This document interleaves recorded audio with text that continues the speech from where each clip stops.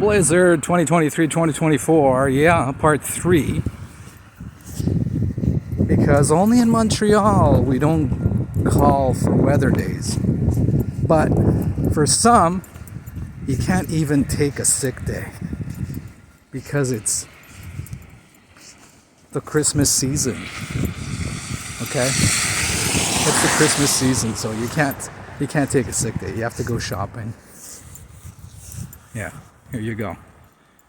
Yeah. If this was Christmas Eve, it'd be beautiful. I'd be jumping for joy. But it's not Christmas Eve. 21 days to Christmas, December 4th. Okay? And it's starting to come down again. So far we've gotten 20 centimeters and we're expecting another 10. So there you go. Montreal.